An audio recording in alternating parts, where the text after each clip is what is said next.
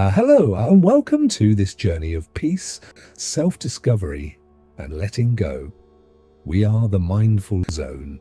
Today we're going to explore how the ancient wisdom of Buddhism, meditation, and mindfulness can help you release what weighs you down, whether it's stress, worry, fear, or even old habits that no longer serve you. This hour together is designed for everyone, whether you're just beginning your path toward inner peace or looking to deepen your practice. You don't need any prior experience with Buddhism or meditation. All you need is an open heart and a willingness to show up for yourself. So take a deep breath, let yourself settle into this moment, and allow these teachings to guide you gently forward. Why focus on letting go? Because life has a way of piling things onto our shoulders, things we didn't ask for, things we can't control, and sometimes things we don't even realize are there until they become overwhelming. It could be the weight of expectations from ourselves or others. It could be the burden of past mistakes, regrets, or unresolved emotions.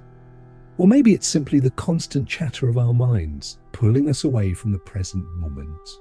Whatever it is, carrying these weights around day after day takes its toll, drains our energy, clouds our perspective, and keeps us stuck in cycles of stress and unhappiness. But here's the beautiful truth. You have the power to lighten your load.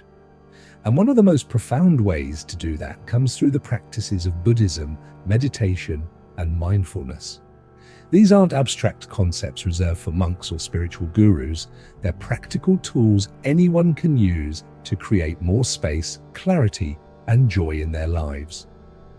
Buddhism teaches us that suffering arises when we cling too tightly to things, people, possessions, ideas, or outcomes. But letting go isn't about denying pain or pretending everything is fine when it's not.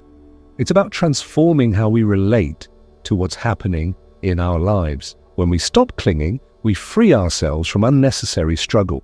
We begin to see challenges not as obstacles but as opportunities for growth. Meditation gives us the stillness to observe our thoughts and emotions without getting swept away by them. It helps us untangle the knots in our minds and find moments of pure presence. And mindfulness, that's the art of being fully awake to each moment, whether it's sipping your morning coffee, walking in nature, or having a difficult conversation. Together, these practices form a powerful toolkit for navigating life with greater ease and grace.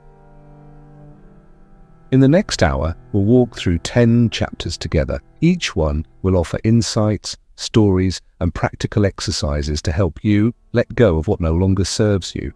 From understanding impermanence to cultivating compassion, simplifying your life, and building resilience, we'll cover a wide range of topics, all grounded in the timeless wisdom of Buddhism and supported by modern science. I want to invite you to approach this time as a gift to yourself. Put aside distractions if you can, silence your phone, dim the lights, and make this space your own. If something resonates with you, pause the video and sit with it for a moment. This isn't just information, it's an invitation to connect with yourself on a deeper level. And remember, you're not alone on this journey. Whether you're watching this because you're feeling overwhelmed, curious, or simply seeking a little more peace in your life, know that countless others are walking similar paths. We're all human, doing our best to navigate the ups and downs of existence. So, take another deep breath. Feel your feet grounding into the earth beneath you. Let whatever tension you're holding soften just a little, and trust that by the end of this video you'll have new tools to carry forward, not burdens but gifts. Are you ready? Let's begin. Chapter 1. Understanding what weighs us down. Let's begin where every meaningful journey starts, with awareness. Before we can let go of what weighs us down, we must first understand what exactly is weighing us down and why it feels so heavy. This chapter is all about shining a light on those invisible loads we carry so that we can begin to loosen their grip on our hearts and minds. Think about your life for a moment. What are the things that occupy your thoughts most often? For many of us, it's worries about the future. Will I succeed at work? Will my relationships last? Am I doing enough as a parent, partner, or friend? Or perhaps it's regrets from the past.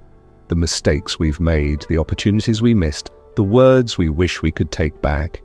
Sometimes it's not even specific events, but rather vague feelings of dissatisfaction, anxiety, or self-doubt that linger just beneath the surface.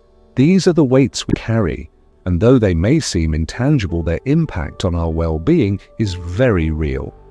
Buddhism offers a profound insight into why these weights feel so burdensome. At its core, Buddhism teaches that suffering arises from attachment, from clinging too tightly to people, possessions, ideas, or outcomes. When we attach ourselves to something, a job title, a relationship status, a particular version of happiness, we set ourselves up for disappointment when reality doesn't align with our expectations.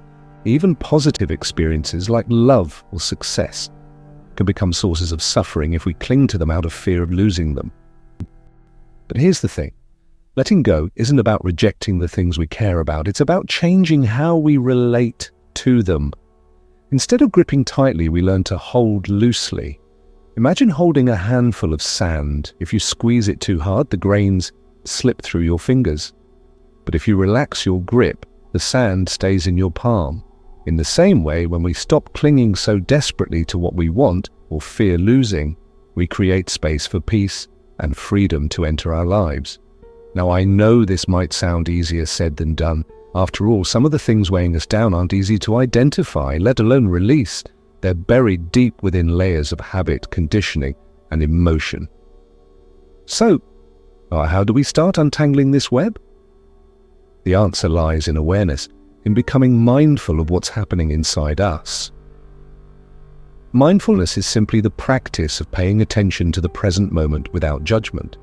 It's about noticing your thoughts, emotions, and physical sensations as they arise, without trying to change them or push them away. When you bring mindfulness to the things that weigh you down, you begin to see them more clearly. You realize that much of what you're carrying isn't actually solid or permanent. It's fluid, shifting, and temporary. For example, think about a time when you felt overwhelmed by stress.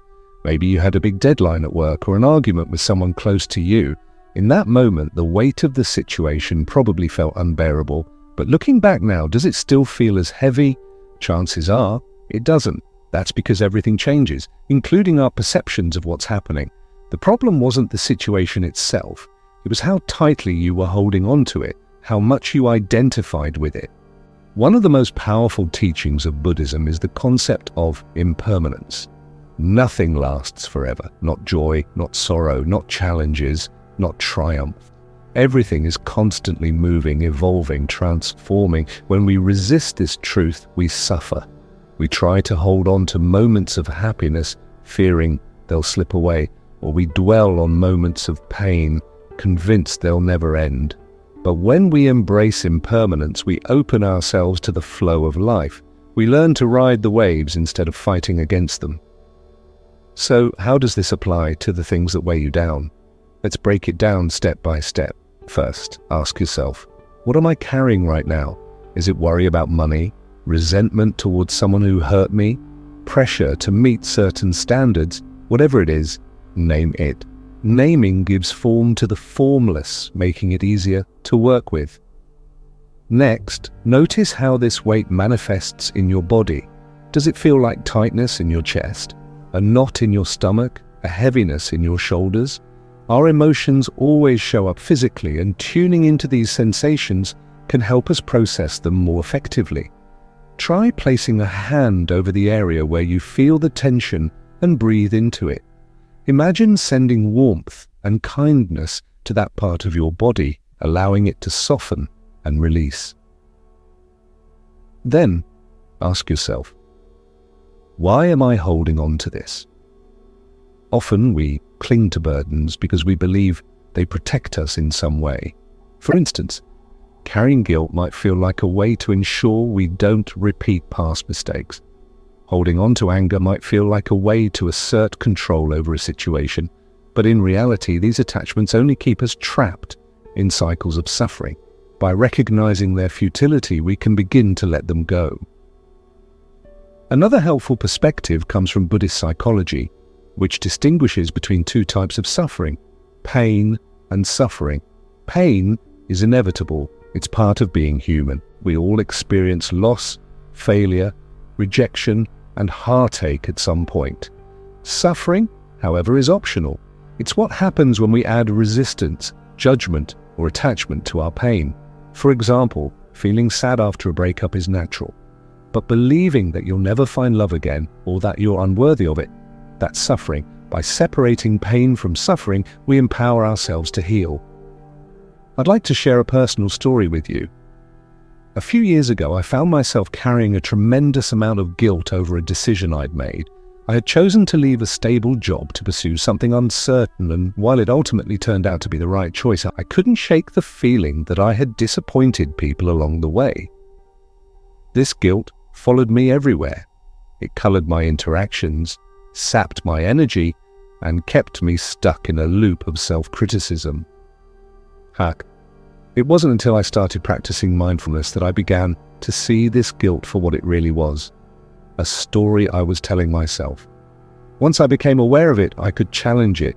Was I truly a bad person for following my dreams? Did everyone hate me for leaving? Of course not. Yet that's what my mind had convinced me of. By naming the guilt, observing it without judgment, and reminding myself of impermanence, I gradually released its hold on me. It didn't disappear overnight, but each small act of letting go brought me closer to peace. You might be wondering, how long does it take to let go of something? There's no one-size-fits-all answer. Some burdens dissolve quickly once we shine a light on them. Others require patience, persistence, and repeated effort. The key is consistency. Just as a river carves a canyon over time, small acts of awareness and acceptance can reshape your inner landscape. As you reflect on what's weighing you down, remember that you're not alone. Everyone carries burdens. It's part of the human experience. What sets us apart is how we choose to respond. Do we let these weights crush us, or do we use them as opportunities to grow stronger, wiser, and more compassionate? Before we move on to the next chapter, I invite you to pause for a moment. Take a few deep breaths and tune into your body. Notice any areas of tension or discomfort. Without judgment, acknowledge whatever arises, then silently repeat these words to yourself. I am willing to let go. Say it slowly, sincerely, and with intention. Feel the possibility of release opening up within you. This is just the beginning of your journey toward letting go. Over the next chapters, we'll explore practical tools and techniques to support you along the way. But for now, give yourself permission to simply notice what's weighing you down and trust that you have the strength to lighten your load. When you're ready, let's continue together. Chapter 2: The Power of Awareness Through Mindfulness. Mindfulness is more than just a buzzword. It's a practice rooted in ancient wisdom and supported by modern science. It's about bringing your full attention to the present moment, without judgment or resistance. When you cultivate awareness through mindfulness, you begin to see life and yourself with greater clarity. You start to recognize patterns, habits, and thought processes that may have been operating beneath the surface, keeping you stuck. And with this awareness comes the power to change. But before we dive into how mindfulness can help you let go of what weighs you down, let's take a step back and ask, what exactly is mindfulness? At its simplest, mindfulness is paying attention on purpose. It's choosing to be fully present in whatever you're doing, whether it's eating a meal, walking in nature, or simply breathing. Instead of rushing through life on autopilot, mindfulness invites you to slow down, tune in, and engage with the richness of each moment. Now, I know what some of you might be thinking. I don't have time for mindfulness, my life is too busy. Or perhaps, mindfulness sounds nice, but how does it actually help me let go of my stress and worries? These are valid concerns and they're worth addressing up front. First, mindfulness doesn't require extra time. It's about using the time you already have more intentionally. Even small moments of presence can make a big difference over time.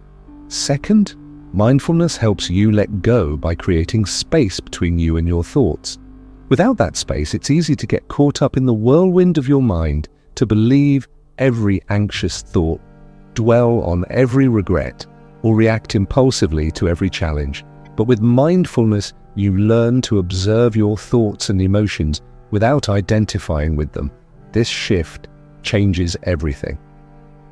Let me give you an example. Imagine you're sitting in traffic late for an important meeting. Your mind starts racing. Why did I leave so late? What if I miss the presentation? Everyone will think I'm unreliable. If you're not mindful, these thoughts can spiral out of control, leaving you feeling even more stressed and powerless. But if you pause and bring mindfulness to the situation, you might notice something different.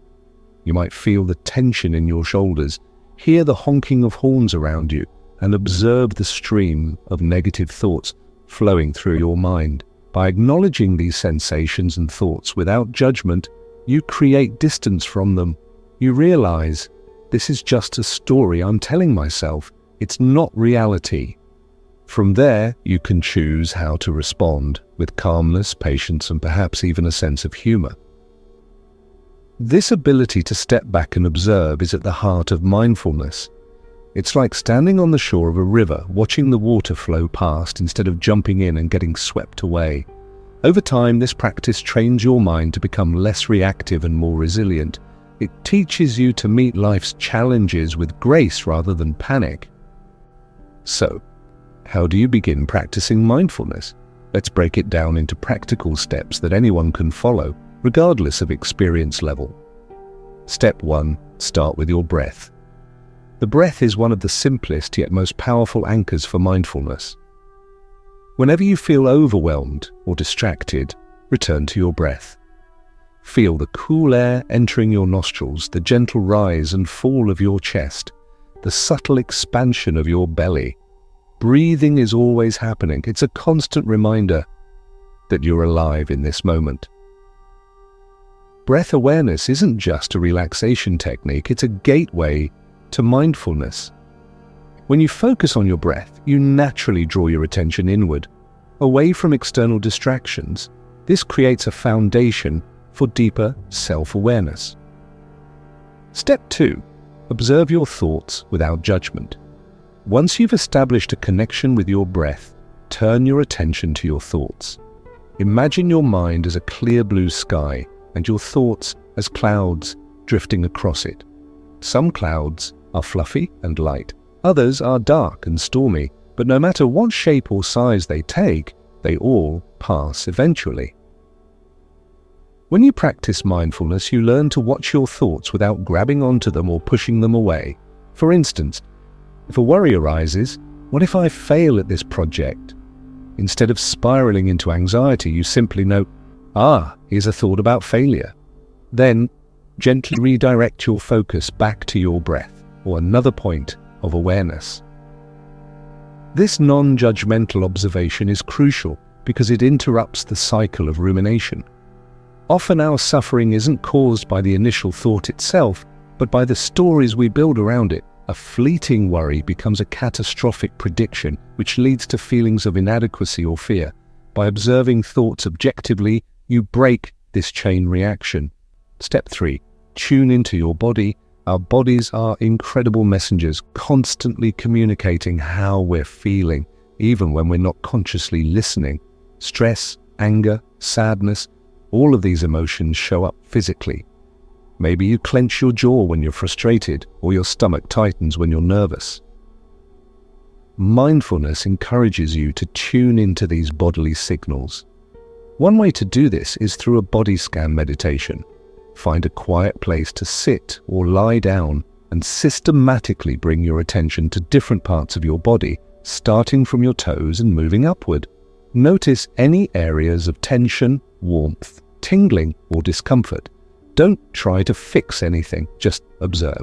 For example, if you notice tightness in your shoulders, you might silently say to yourself, "There's tension here." Then imagine sending breath into that area, allowing it to soften and release. This practice not only helps you release physical tension, but also strengthens your mind-body connection, making it easier to identify and address emotional triggers. Step 4. Engage fully in daily activities. One of the beautiful aspects of mindfulness is that it can be practiced anywhere, anytime. You don't need a special cushion or a quiet room to benefit from it. In fact, some of the most profound moments of mindfulness happen during everyday activities. Take eating, for instance. How often do you eat while scrolling through your phone, watching TV, or thinking about your to-do list? When you eat mindfully, you savor each bite, the flavors, textures, and aromas. You chew slowly, appreciating the nourishment your food provides. This simple act transforms a routine task into a rich sensory experience. You can apply the same principle to other activities, such as washing dishes, brushing your teeth, or taking a shower. Instead of rushing through them, bring your full attention to the task at hand. Feel the warmth of the water, the scent of the soap, the rhythm of your movements. These small moments of presence add up, creating a sense of calm and fulfillment throughout your day. Step 5. Practice self-compassion. As you embark on your mindfulness journey, it's important to approach yourself with kindness and patience. Many people struggle with frustration or self-criticism when their minds wander during meditation or when they find themselves reacting automatically to stressful situations. But mindfulness isn't about achieving perfection. It's about cultivating awareness, one moment at a time. If you catch yourself judging your progress, pause and offer yourself compassion. Remind yourself that mindfulness is a skill, and like any skill, it takes practice. Celebrate the small victories along the way. For example, noticing when you're lost in thought and gently bringing your focus back to the present moment. Each time you do this, you strengthen your mindfulness muscle. Let me share a story that illustrates the power of mindfulness in action. A few years ago, I was going through a particularly challenging period in my life. Work was overwhelming, relationships were strained, and I felt like I was constantly running on empty. No matter how hard I tried to fix things, nothing seemed to work. One day, a friend suggested I try mindfulness meditation. Skeptical but desperate, I gave it a shot. At first, it felt awkward. Sitting still for 10 minutes felt impossible, and my mind raced with endless thoughts. But over time, something shifted. I began to notice patterns in my thinking, how quickly I jumped to worst-case scenarios, how harshly I judged myself for minor mistakes. With mindfulness, I learned to pause before reacting, to question whether my thoughts were true, and to treat myself with more kindness. One pivotal moment stands out. I was preparing for a big presentation and my anxiety was through the roof. My usual strategy would have been to push through the fear and hope for the best. But this time I decided to try something different. I sat down, closed my eyes, and focused on my breath. As I breathed deeply, I visualized calming energy flowing through my body, replacing tension with ease. When I opened my eyes, I felt lighter. Not completely free of nerves, but able to face the challenge with confidence. That experience taught me that mindfulness isn't just about feeling better. It's about showing up fully for life, even when it's difficult. It's about embracing the highs and lows with equanimity, knowing that both are temporary. As we wrap up this chapter, I want to leave you with a final thought. Mindfulness is a gift you give yourself. It's a way of honoring your humanity, of acknowledging that life is messy, unpredictable, and beautiful all at once. By practicing mindfulness, you create space for joy, peace, and freedom to flourish, even amidst chaos. Before we move on to the next chapter, I invite you to pause and try a short mindfulness exercise. Sit comfortably, close your eyes, and take 5 deep breaths.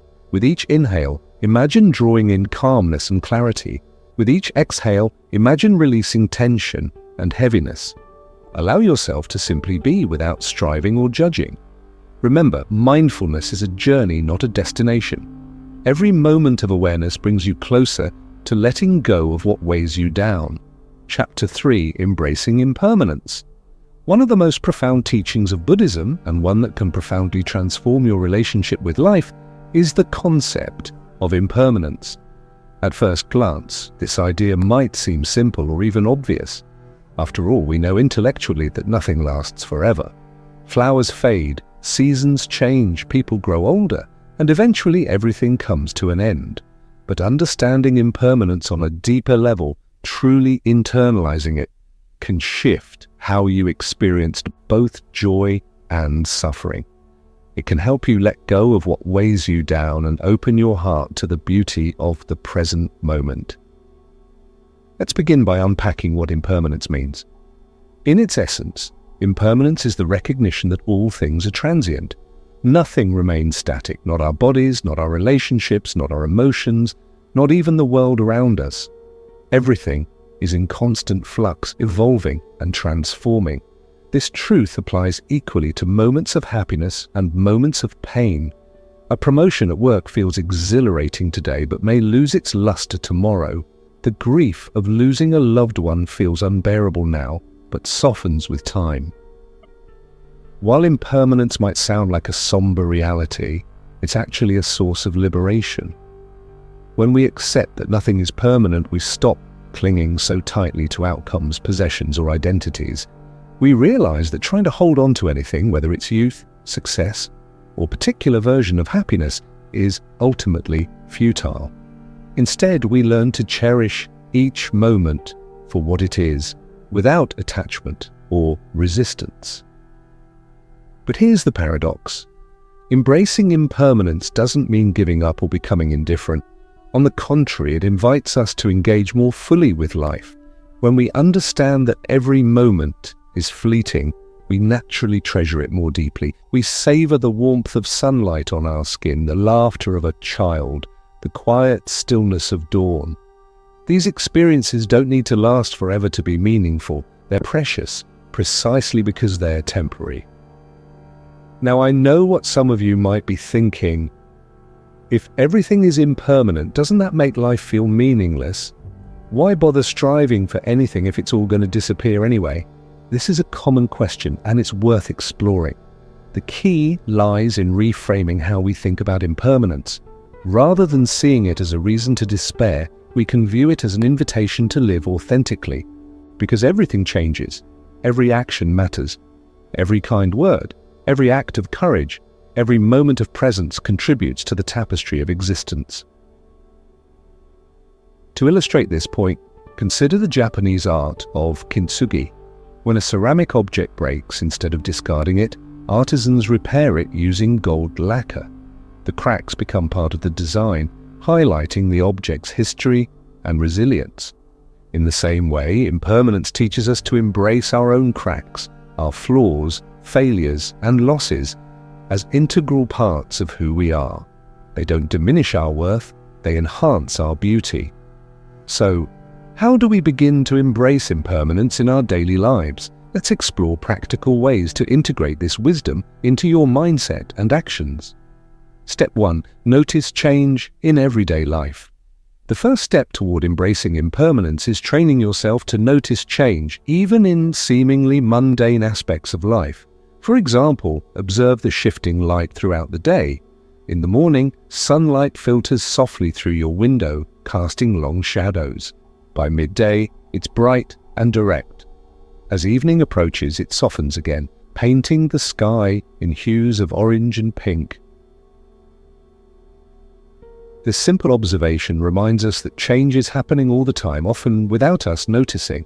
You can practice this awareness with other elements of your environment too, the rustling leaves outside your window, the ebb and flow of traffic, the rhythm of your breath. Each of these moments is a reminder that life is dynamic, fluid, and ever-changing. Step 2. Reflect on your own life. Next, turn your attention inward and reflect on the changes you've experienced in your own life. Think about where you were 5 years ago compared to where you are now. Perhaps you lived in a different city, had a different job, or held different beliefs. Maybe relationships that once seemed unshakable have evolved or dissolved. What about your physical body? Have you noticed subtle shifts in your energy, appearance, or health? These reflections aren't meant to evoke nostalgia or regret. They're opportunities to marvel at the passage of time and the transformations it brings. By acknowledging how much has changed already, you cultivate trust that whatever challenges you're facing now will also pass. Step 3. Let go of attachment to outcomes. One of the hardest, but most liberating, aspects of embracing impermanence is learning to let go of attachment to specific outcomes. Whether it's wanting a certain grade on an exam, hoping for approval from others, or dreaming of a particular future, our attachments can create unnecessary suffering. When reality doesn't align with our expectations, we feel disappointed, frustrated, or defeated. Mindfulness can help soften this grip. Instead of fixating on how you want things to turn out, focus on the process itself. For instance, if you're working on a creative project, immerse yourself in the joy of creation rather than worrying about whether it will be successful. If you're navigating a difficult conversation, prioritize being present and compassionate rather than obsessing over the result. By releasing attachment to outcomes, you free yourself to act with authenticity and grace. Step 4. Practice gratitude for fleeting moments. Gratitude and impermanence go hand in hand. When we recognize that every experience is temporary, we naturally feel more gratitude for the good moments. Instead of taking them for granted, we savor them while they last. For example, imagine enjoying a delicious meal. Rather than wolfing it down while scrolling through your phone, take a moment to appreciate the flavors, textures, and aromas. Silently thank the farmers, chefs, and hands that made it possible. Similarly, when spending time with loved ones, soak in their presence, laugh freely, listen deeply, and express affection openly, knowing that these moments won't last forever. Practicing gratitude for fleeting moments not only enriches your life but also prepares you for loss. When something or someone inevitably changes or departs, you'll carry the memory of having cherished them fully, a bittersweet comfort during times of grief. Step 5. Find comfort in uncertainty. Uncertainty is one of the most challenging aspects of impermanence. Human beings crave stability and predictability, so the idea that life is inherently unpredictable can feel unsettling. However, uncertainty also holds immense potential. Without it, there would be no room for growth, discovery, or surprise. To find comfort in uncertainty, try framing it as an adventure rather than a threat. Think of life as a winding path through a forest. You may not know what lies ahead, a breathtaking vista, a gentle stream, or a steep climb, but each step reveals something new and worthwhile. Trust that even if the journey takes unexpected turns, you'll find strength and wisdom along the way. Let me share a story that highlights the power of embracing impermanence. Several years ago, I went through a period of intense transition. Within the span of 6 months, I moved to a new city, started a demanding job, and ended a long-term relationship. At the time, it felt like my entire foundation had crumbled. I clung desperately to the hope that things would return to normal, but deep down, I knew they wouldn't and shouldn't. What helped me navigate this turbulent phase was leaning into the truth of impermanence. I began journaling regularly, documenting the emotions and insights that arose each day. Some entries expressed grief and fear. Others captured glimmers of hope and curiosity. Over time, I noticed patterns, how quickly my mood shifted, how certain worries faded as new ones emerged. This awareness allowed me to loosen my grip on the past and embrace the unknown future with greater openness. One pivotal moment occurred during a solo hike in the mountains. As I stood atop a ridge watching clouds drift across the horizon, I realized how small and fleeting my problems were in the grand scheme of things. The mountains had witnessed countless lifetimes of joy and sorrow, yet they endured, steadfast and serene. In that instant, I felt a profound sense of peace, not because my circumstances had changed, but because my perspective had. As we conclude this chapter, I want to leave you with a thought experiment. Close your eyes for a moment and picture something you're holding on to tightly. A goal, a dream, a relationship, or perhaps a version of yourself. Now, imagine letting it go, not out of resignation, but out of love. Imagine trusting that whatever unfolds next will be exactly what you need, even if it looks different from what you envisioned. Embracing impermanence isn't easy. It requires patience, courage, and a willingness to sit with discomfort.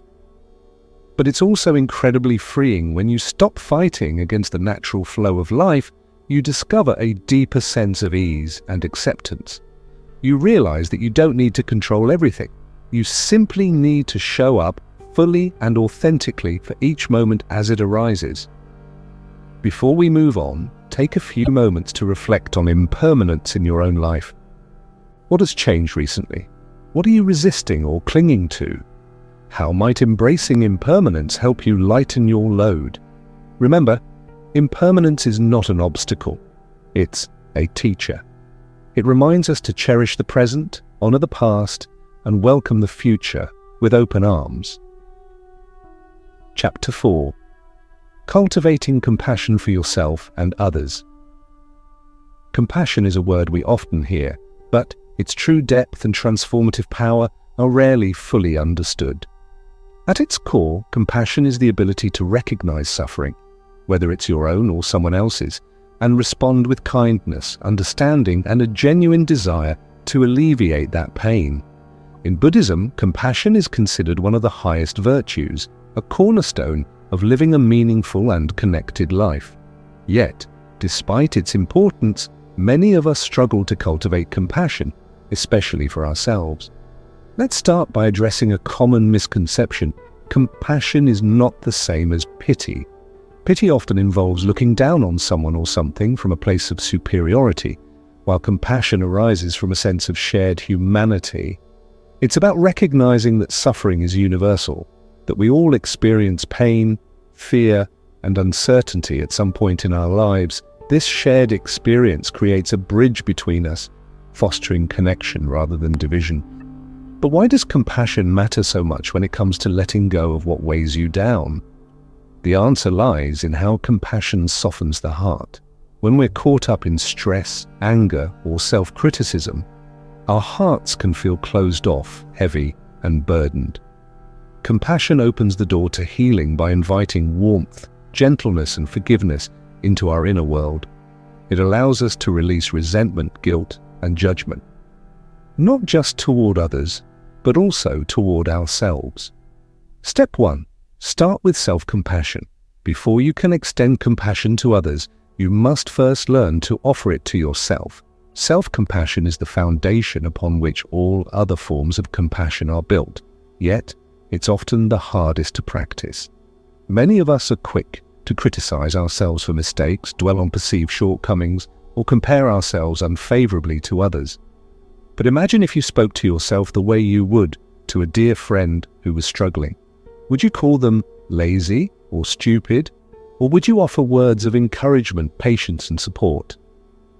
Self-compassion begins with acknowledging your pain without judgment. For example, if you're feeling overwhelmed at work, instead of berating yourself for not being productive enough, try saying, "This is really hard right now, and it's okay to feel this way. I'm doing my best, and that's enough." These simple affirmations may feel awkward at first, especially if you're used to harsh self-talk, but over time, they can rewire your relationship with yourself. Another powerful tool for cultivating self-compassion is mindfulness. When you notice feelings of shame, frustration, or inadequacy arising, pause and bring awareness to them. Instead of pushing these emotions away or spiraling into self-criticism, simply acknowledge them. You might silently say, "I see you, sadness. I see you, fear. You're here because something feels wrong, and that's okay." By holding space for your emotions with kindness, you begin to dissolve their grip on you. Step 2. Practice loving-kindness meditation.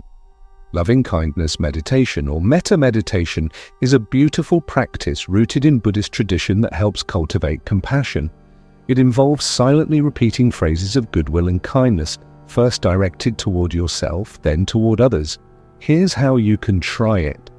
Find a quiet place to sit comfortably and close your eyes. Take a few deep breaths to settle into the moment.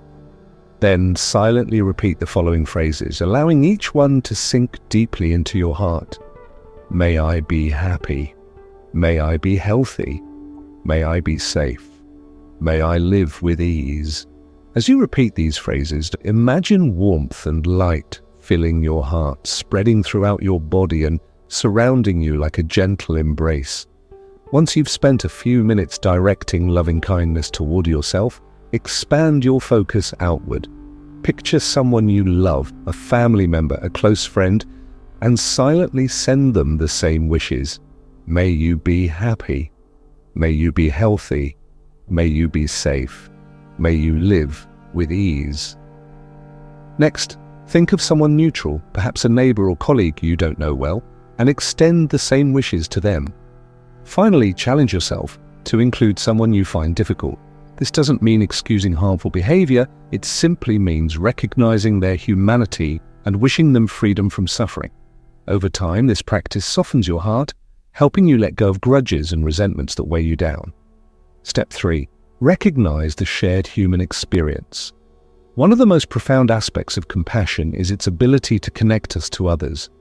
When we view people through the lens of shared humanity, we stop seeing them as separate entities defined solely by their actions or roles. Instead, we see them as fellow travelers navigating the same unpredictable journey of life. For example, consider someone who has hurt you, a partner who betrayed your trust, a co-worker who undermined you, or even a stranger whose behavior upset you. While it's natural to feel anger or disappointment, compassion invites you to look beyond the surface. What pain might they be carrying? What fears or insecurities might be driving their actions? This doesn't excuse harmful behavior, but it reframes your perspective, making room for empathy rather than bitterness. To practice this shift, try a simple exercise next time you encounter someone challenging. As you interact with them, or even afterward, in reflection, silently remind yourself, just like me, this person wants to be happy. Just like me, this person has experienced pain. Just like me, this person is trying their best. These reminders can soften your heart and reduce feelings of hostility, replacing them with a sense of connection and understanding. Step 4. Extend compassion beyond humans. Compassion isn't limited to interactions with other people. It can extend to animals, nature, and even situations that seem impersonal. For instance, if you witness an animal in distress, take a moment to acknowledge its suffering and wish it comfort. If you pass a tree being cut down or a polluted river, reflect on the impact of human actions on the environment and send thoughts of healing and restoration. Expanding your circle of compassion in this way broadens your perspective, reminding you that everything is interconnected. The more you practice extending kindness beyond immediate relationships, the lighter and freer you'll feel. Your heart becomes a vessel for love and care rather than a container for anger or indifference. Step 5. Use compassion to navigate conflict. Conflict is an inevitable part of life, but compassion can transform how we approach it. Instead of reacting impulsively out of anger or defensiveness, compassionate communication encourages us to pause, listen deeply, and respond with empathy. Imagine having a disagreement with a loved one. Rather than jumping to conclusions or lashing out, take a step back and ask yourself, what might they be feeling right now? Are they scared, frustrated, or hurt?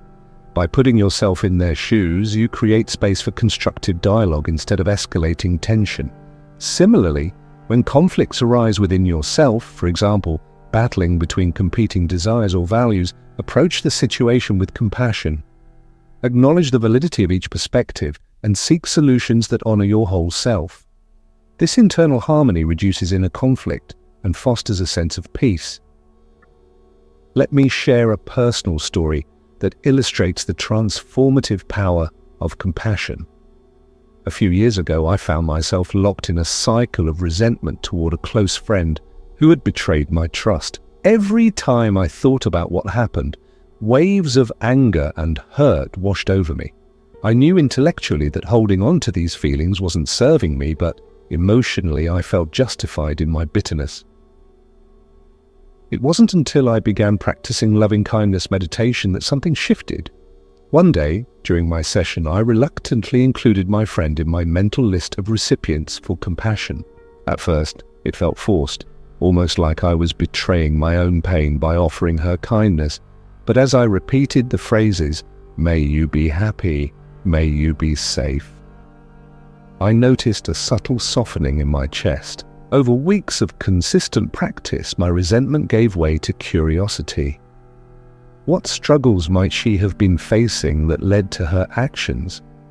Could I forgive her? Not for her sake, but for mine? Ultimately, forgiveness didn't mean forgetting or condoning what happened. It meant releasing the emotional weight I'd been carrying and choosing to move forward with an open heart.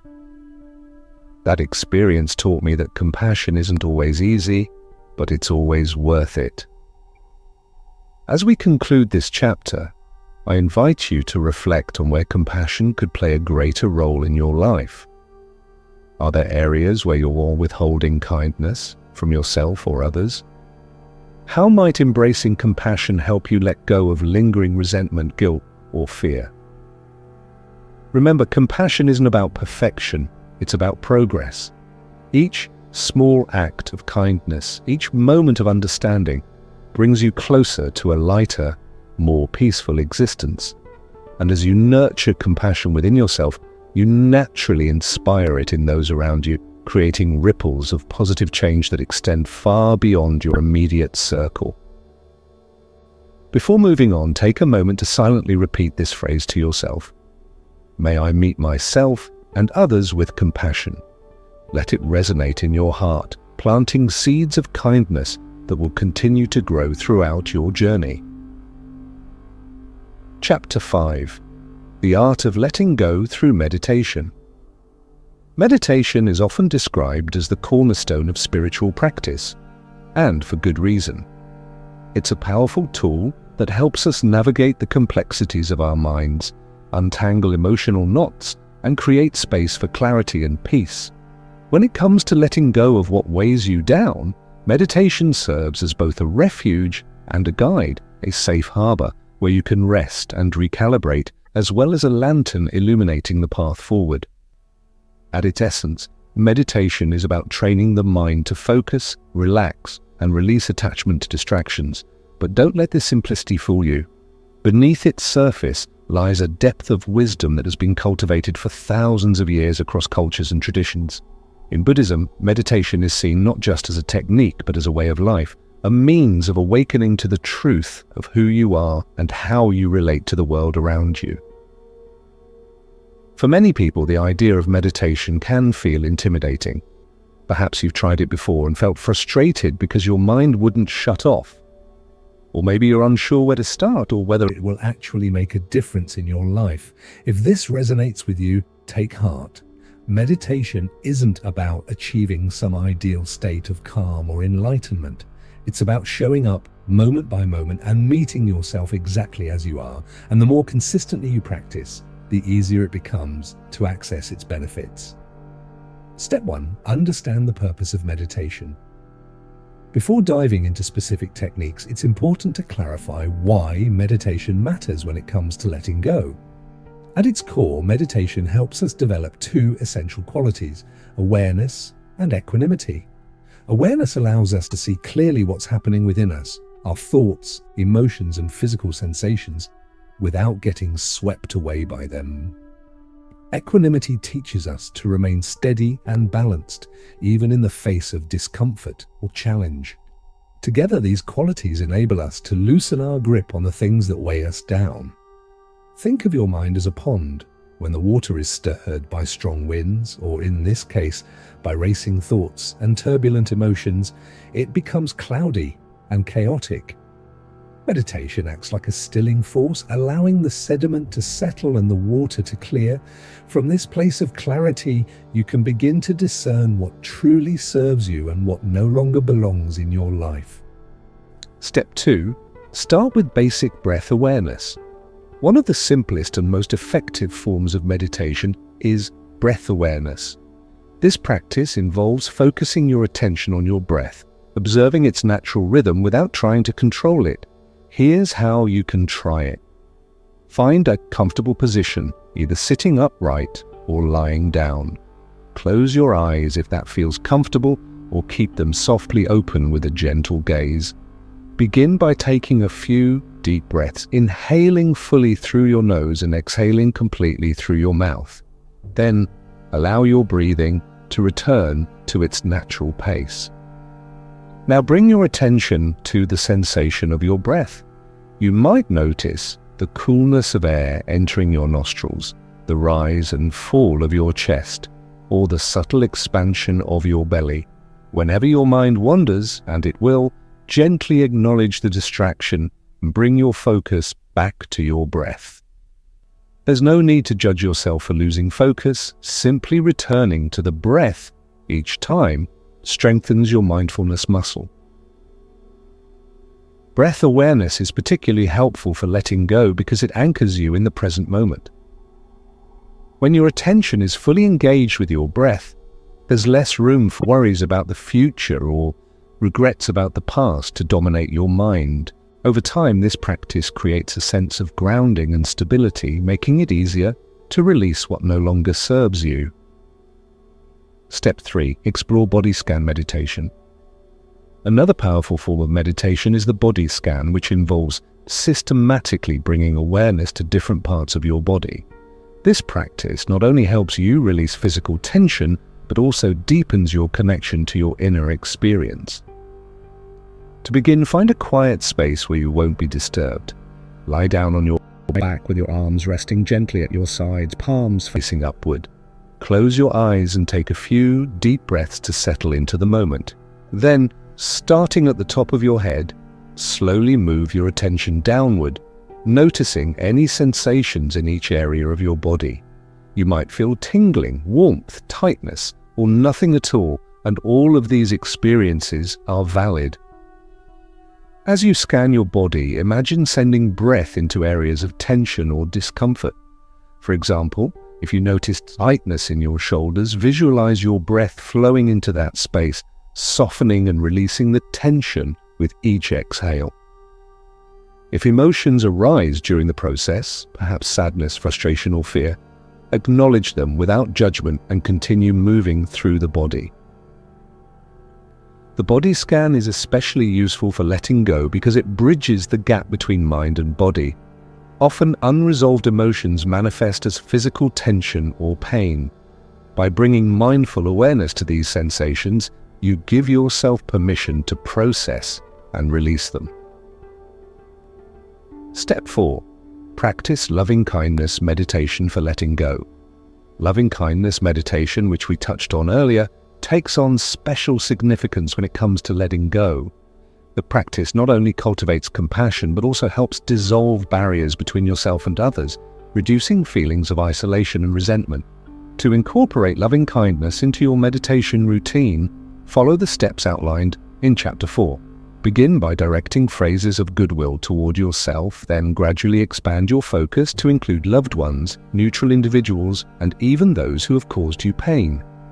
As you repeat these phrases, imagine filling your heart with warmth and light, allowing it to radiate outward and touch everyone around you. This practice can be particularly healing when it comes to forgiveness. Holding on to grudges or resentments keeps us tethered to the past, preventing us from fully embracing the present. By extending compassion even to those who have hurt you, you free yourself from the weight of bitterness and reclaim your peace. Step 5. Embrace guided meditations for support. If you're new to meditation or find it challenging to stay focused, guided meditations can be an excellent resource. These recordings, often led by experienced teachers, provide structure and encouragement, helping you stay anchored in the practice.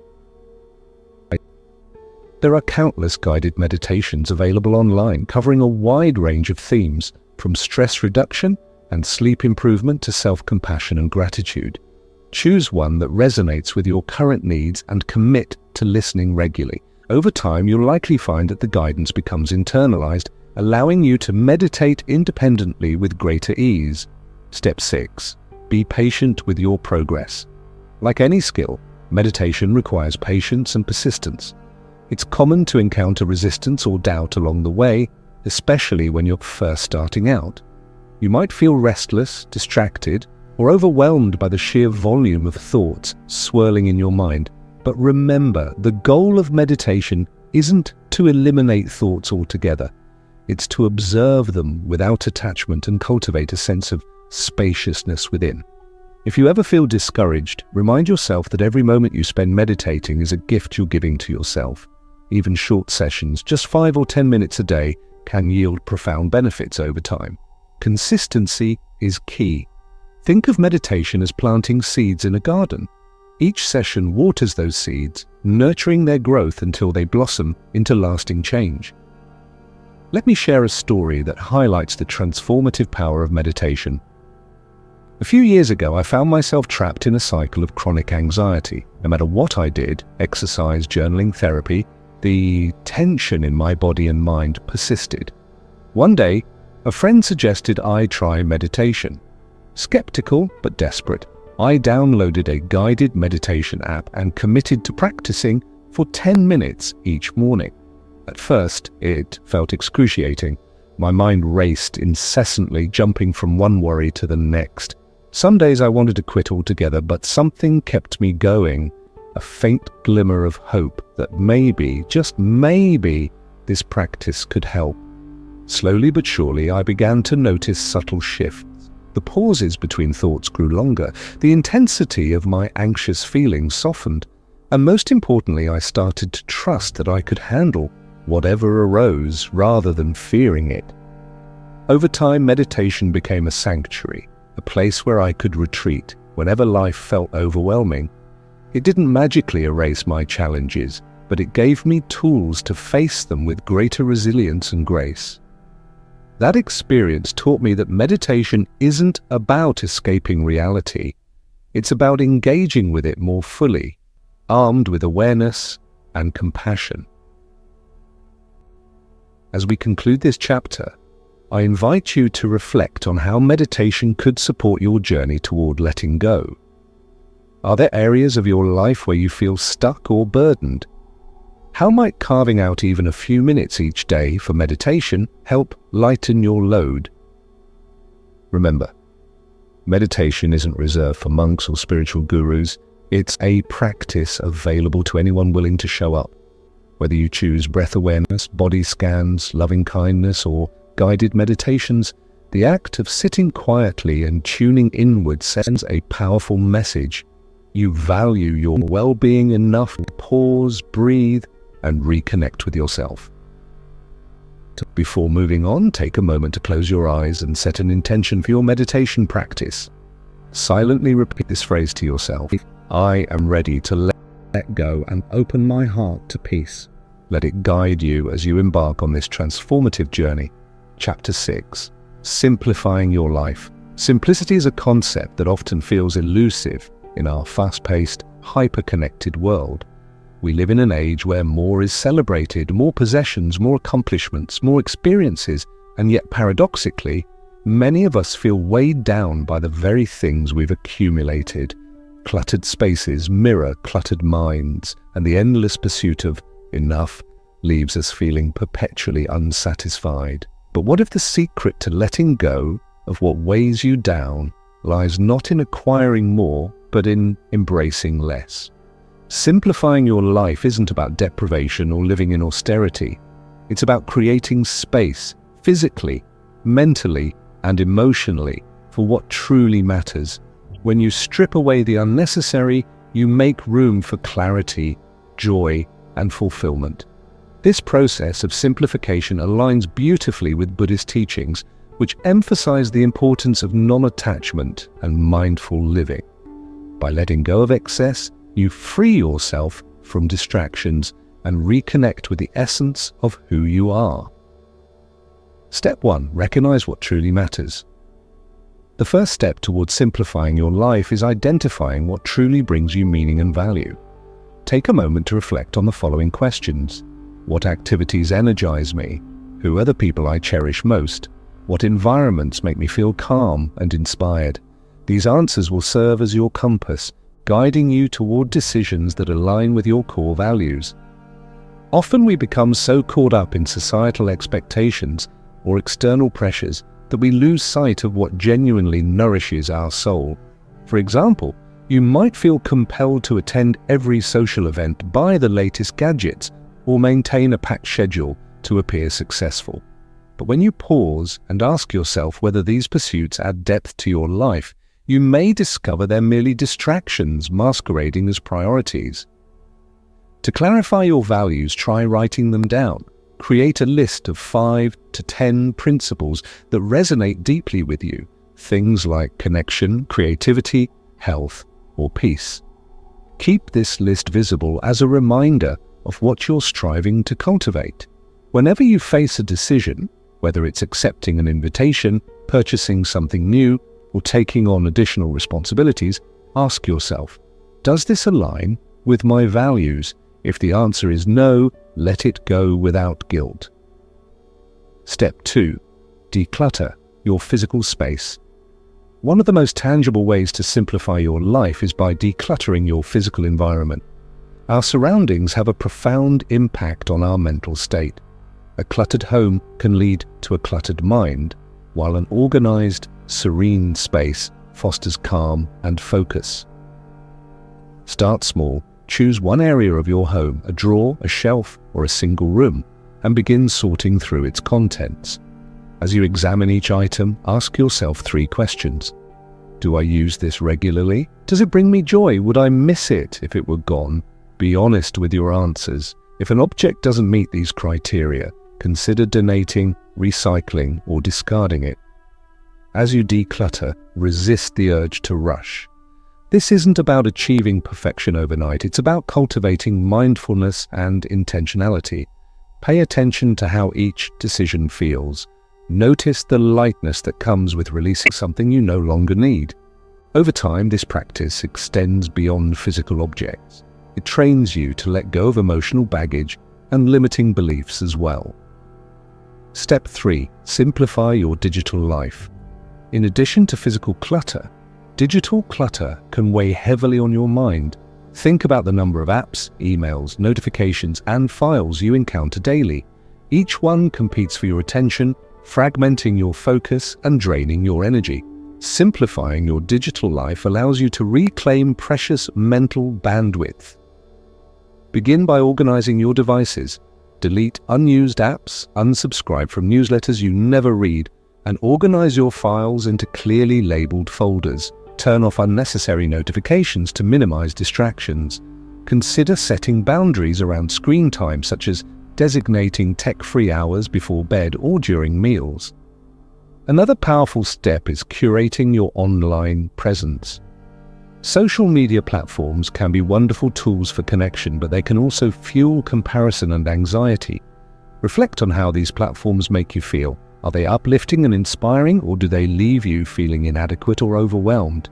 Adjust your settings, unfollow accounts that don't serve you, and prioritize content that aligns with your values. Step 4. Streamline your commitments. Many of us overcommit out of a desire to please others or prove our worth. But saying yes to everything often means saying no to yourself. Learning to streamline your commitments is a crucial aspect of simplifying your life. Take inventory of your current obligations, work projects, social engagements, volunteer roles, hobbies, and evaluate their impact. Which ones energize you? Which ones drain you? Be ruthless in eliminating anything that doesn't contribute positively to your well-being. Remember, it's okay to set boundaries. Saying no isn't selfish, it's an act of self-respect. When someone asks for your time or energy, pause before responding. Ask yourself, will this commitment enhance my life or detract from it? If the latter, politely decline. You'll be amazed at how much lighter you feel when you stop spreading yourself too thin. Step 5. Cultivate mindful consumption. Consumer culture thrives on the myth that happiness can be purchased. Advertisements bombard us with promises of satisfaction, convincing us that buying the next product will fill the void. But true contentment comes not from acquiring more, but from savoring what we already have. Mindful consumption involves questioning your motivations before making a purchase. Ask yourself, do I really need this? Will it improve my quality of life, or am I buying it out of habit, boredom, or societal pressure? Delaying gratification can help.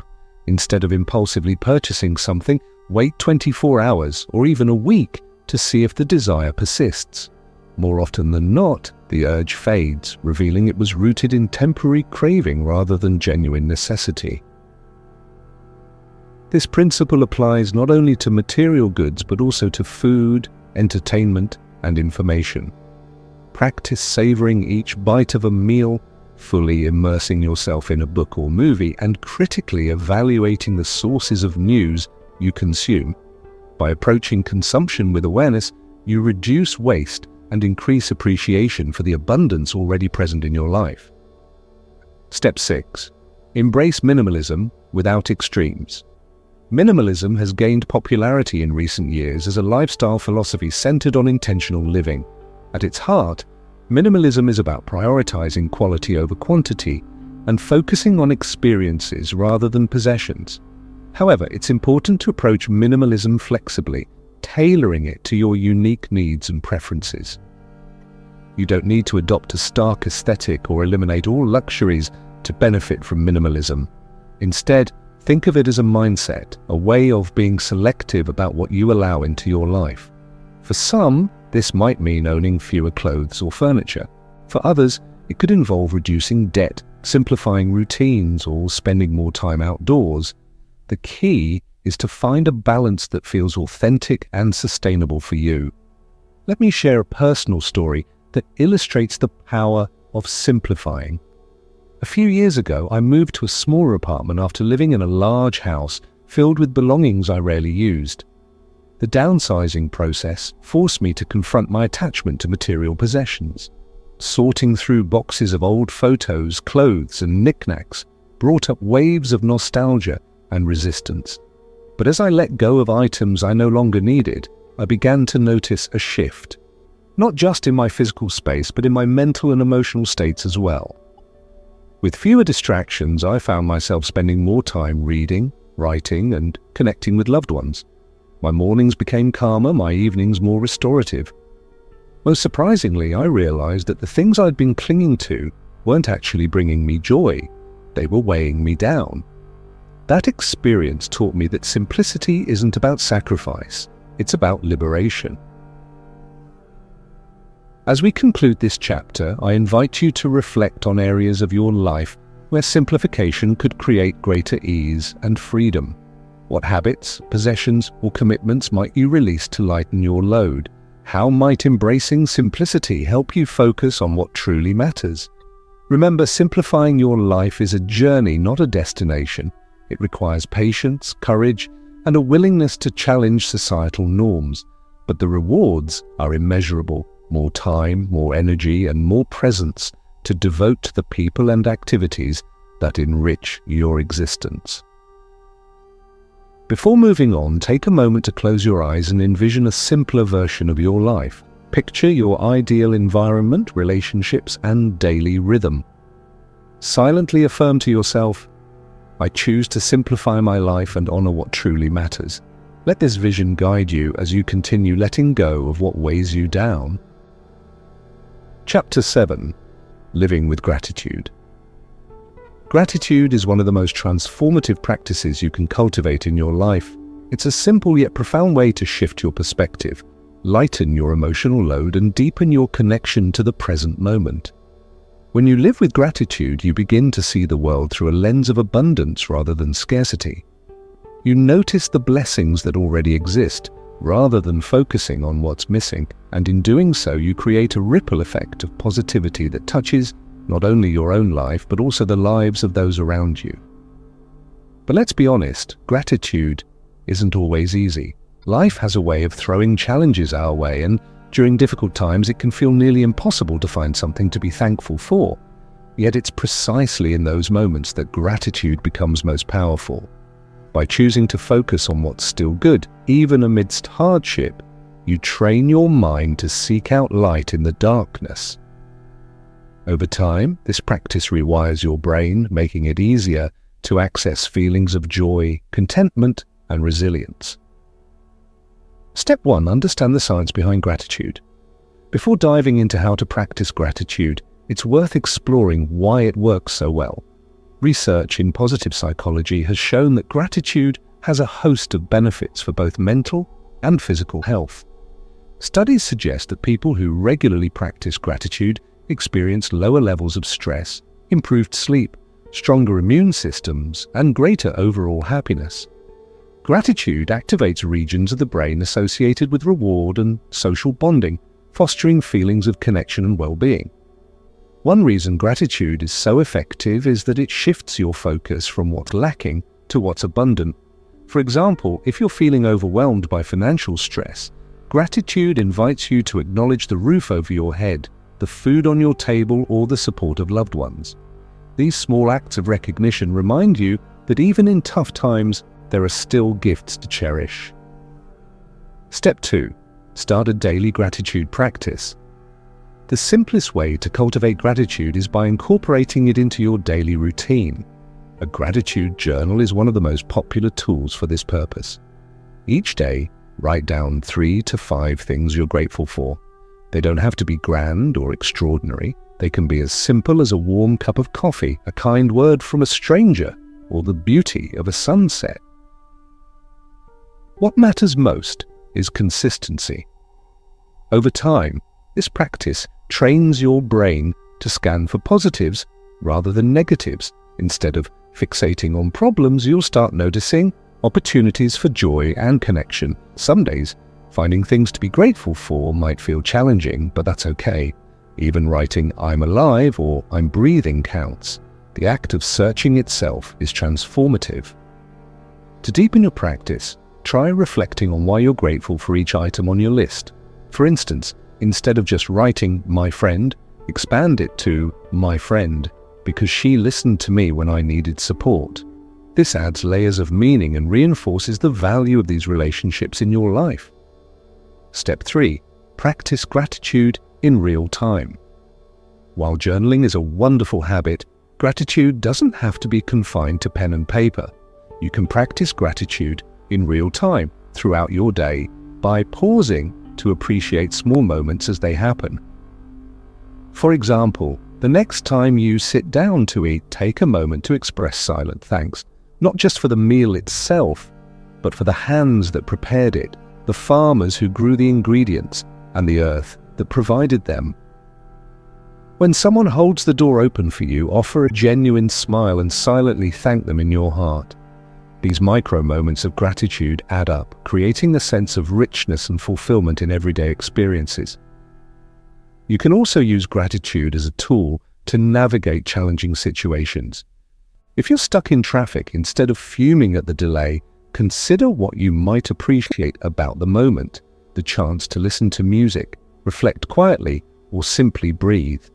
Reframing difficulties in this way doesn't erase the frustration, but it softens its edges, helping you respond with greater patience and grace. Step 4. Express gratitude to others.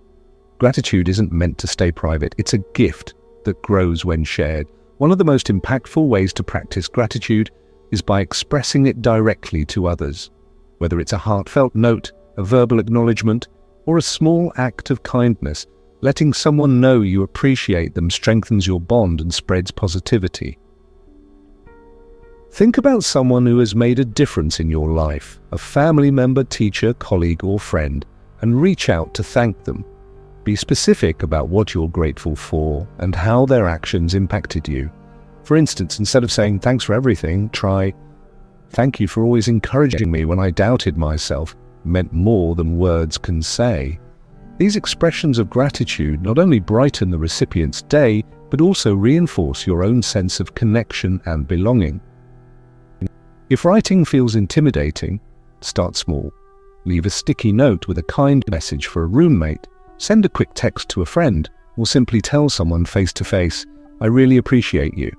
The key is sincerity. Even brief acknowledgements carry immense weight when they come from the heart. Step 5. Use gratitude to reframe challenges. Life is unpredictable, and no matter how much we cultivate gratitude, hardships will inevitably arise. But here's the beauty of gratitude: it helps us reframe challenges, finding silver linings even in the darkest clouds.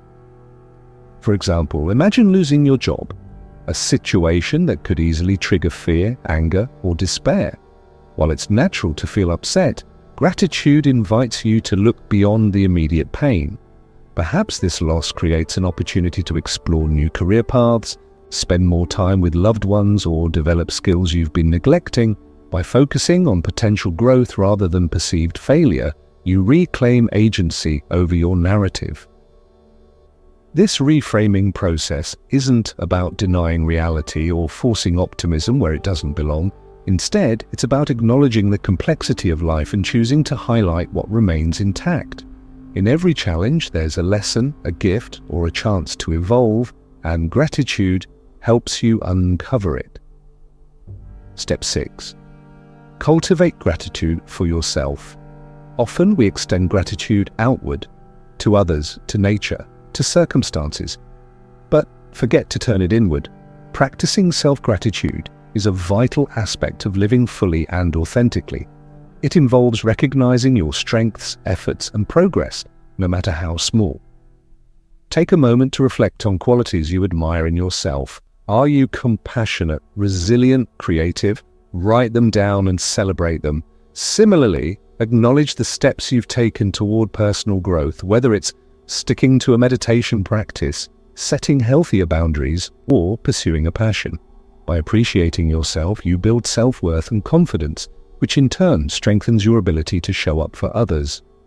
Self-gratitude can also involve forgiving yourself for past mistakes. Instead of dwelling on regrets, thank yourself for learning and growing. Remind yourself that imperfection is part of being human, and every misstep carries wisdom. Let me share a story that illustrates the power of gratitude. A few years ago, I went through a particularly rough patch. I was juggling multiple responsibilities, feeling unappreciated at work, and struggling to maintain balance in my personal life. One evening, after a particularly exhausting day, I decided to try a gratitude exercise I'd read about online. I grabbed a notebook and forced myself to write down 3 things I was grateful for. At first, it felt contrived. I wasn't in the mood to feel thankful. But as I persisted, something shifted. I wrote about the comfort of my cozy bed, the laughter of a close friend earlier that week, and the fact that I had enough energy to keep going despite the challenges. By the end of the exercise, I felt lighter, as though a subtle burden had lifted. Over the following weeks, I continued the practice, even on days when gratitude felt elusive.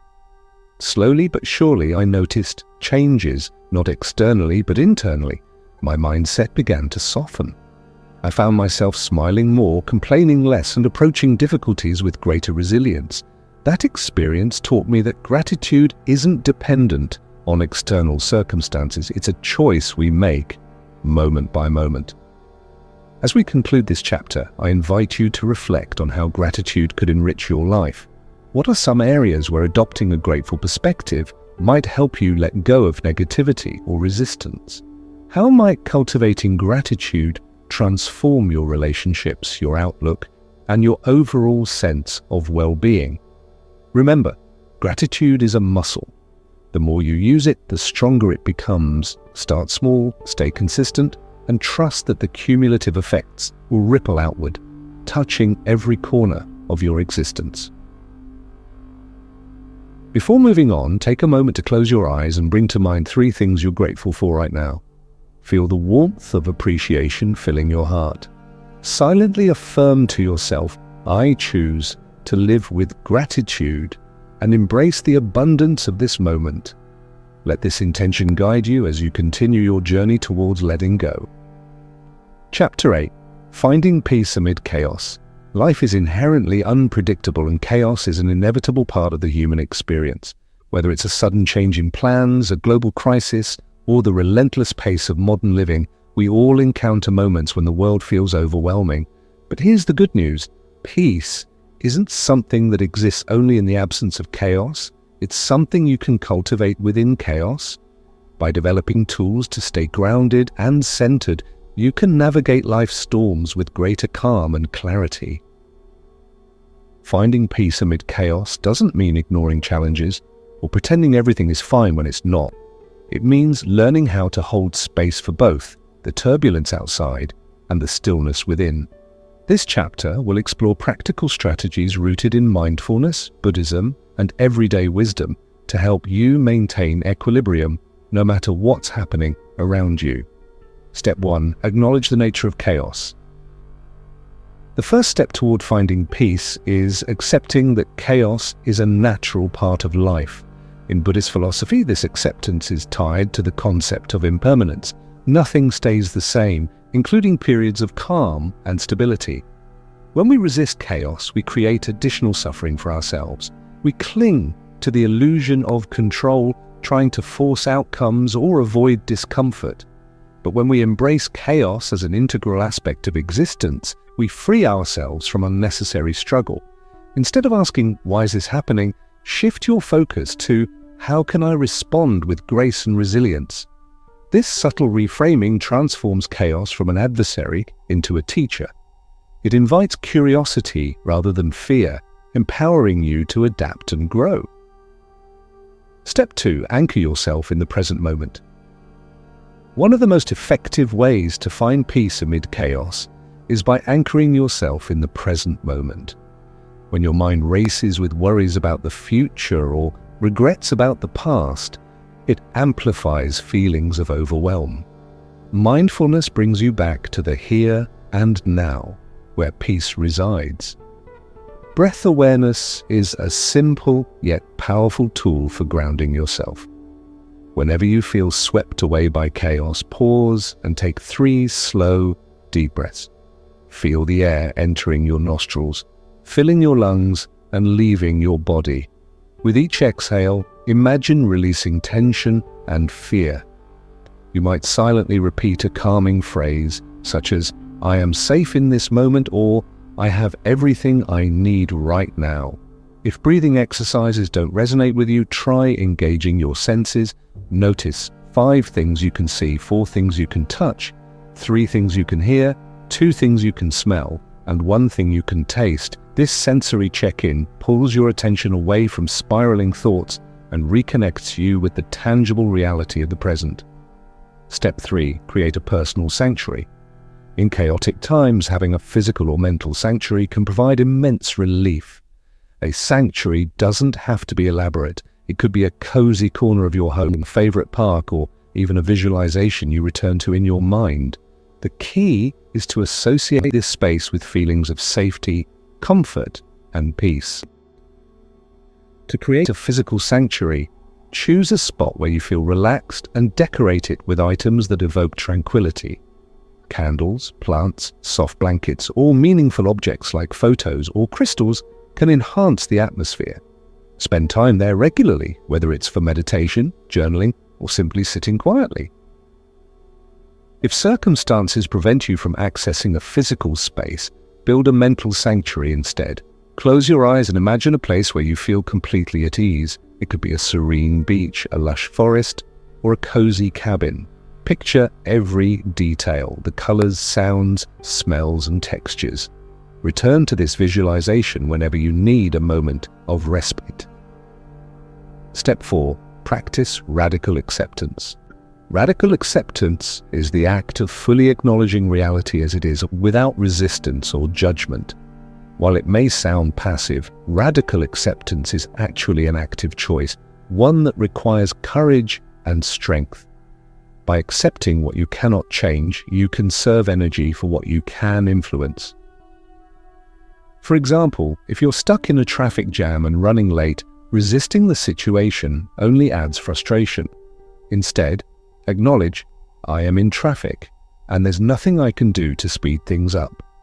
Once you've accepted this truth, you can redirect to your focus, perhaps listening to calming music, practicing deep breathing, or using the time to reflect on your day.